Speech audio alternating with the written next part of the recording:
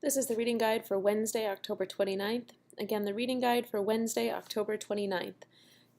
For this unit, your product, and actually this will be for the next 3 units, but your product will be a research grant proposal. We'll start off with having you guys select your topics. I've written you a nice document that I want you to take some time to read through. It's on Moodle, and it describes what I'm looking for in terms of a topic. Gives you a few ideas of how to explore topics, some example topics, and basically what I'm looking for is for you to have picked a topic and identified a few papers and how they relate to your topic by Friday. That will set you up to be able to turn in the next assignment, which will end up being your project background. So a little bit of a literature review on the area that you're interested in studying. So obviously it's very important to be able to fund research and to be able to fund other projects at a museum. So pretty much wherever you go from here, you will probably end up wanting to write a research, or not necessarily research, but you'll probably want to write for to get a grant at some point in your life, most likely for your career. So it turns out most people don't really get an introduction to writing for grants. It's something that I love to do, and I have done since I was in high school. I started off being in charge of distributing funds, so soliciting grant applications from the community and in high school, and reading through them and selecting people to receive grants. And then I continued working with United Way, and in my graduate career I wrote for and received at least one grant every year as a grad student. And again, I wrote grants as a postdoc, and I still do that today. So it's something I really love, and I think is something that you'll all need to know about at some point. So I'm going to spend just this time in this reading guide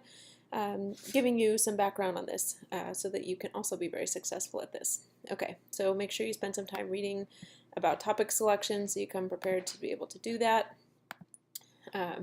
So where does funding come from? The most funding, especially for science and also even for museums, comes from 3 places. The biggest one is going to be the government. So National Science Foundation is a very big one, both for museums as well as for researchers. I've got the funding page up for NSF here, nsf.gov/funding. If you go here, you can identify programs, grants, or awards that are for particular people, so an undergraduate student. This could be a research experience for an undergraduate student. They have a number of other grants as well, so you can click on that and you can see what comes up. Advanced technological education, Arctic research opportunities. Right, there are a number of really neat programs that NSF will fund for you to do something cool. They have programs for graduate students, postdocs, K-12 educators, small businesses, veterans, and they also have a whole section for broadening participation for underrepresented groups in science. They have different program areas, they have new funding opportunities, but this is a place where a lot of people start to find things to apply for. NSF is a really big one. I will talk about the application process at the end of this, but I want to go through and give you some ideas of where funding comes from. One of these that I clicked on already from NSF, again you can see the website up here, NSF. This is a really cool one. This is new this year. This is a postdoctoral research fellowship. What's really special about this is for people using collections for their research. Using museum natural science collections. So pretty exciting. The way this works is that they give you the date, right? The deadlines for submission right away at the top here. So January 8th and November 3rd are the deadlines for this for next year. And then they give you a little summary of it, a synopsis of the program, what their goals are basically. And their goals right now are to broaden unrepresented groups, to support research using biological collections, and then they have this National Plant Genome Initiative. So these are the 3 areas that they're interested in for postdoctoral research fellowships. So obviously number 2 is of great importance for us. And then they go through and they tell you who are the people that you could contact if you have questions about it. These are really important. It's really important if you do submit a grant that you talk with the people who are in charge of it. There are subtleties to the writing of these solicitations. This is a solicitation here, what I'm looking at right now. This is a solicitation for people to apply to receive this grant. And these are the people who are in charge of organizing the review of these applications for the grant. And so they are a primary source for information. Once you read through this, then you can call them and talk with them or send them an email. It's really important to get to know your program officers for NSF. Okay, they explain how much money is available and how much money they're going to be using for each of their competitive areas. Remember, there were 3 areas. We were especially interested in number 2.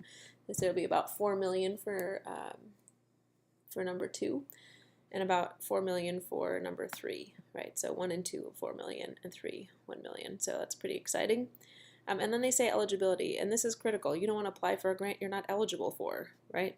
So you need to be a U.S. citizen. That's important. You need to have a research plan that falls within the purview of this area of NSF, right? It needs to be a biological study.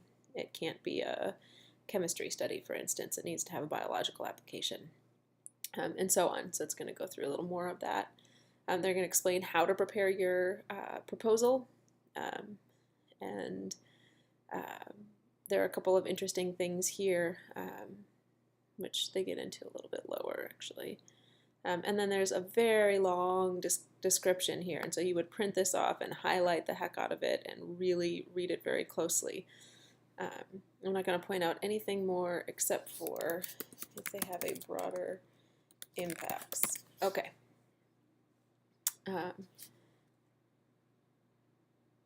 You have to have a separate section when you submit a proposal to NSF. You have to have a separate section that discusses broader impacts. This is a new thing in about the last 10 years, and this really is trying to get science to be beyond just intellectual merit, but also to opening up research to education and public outreach.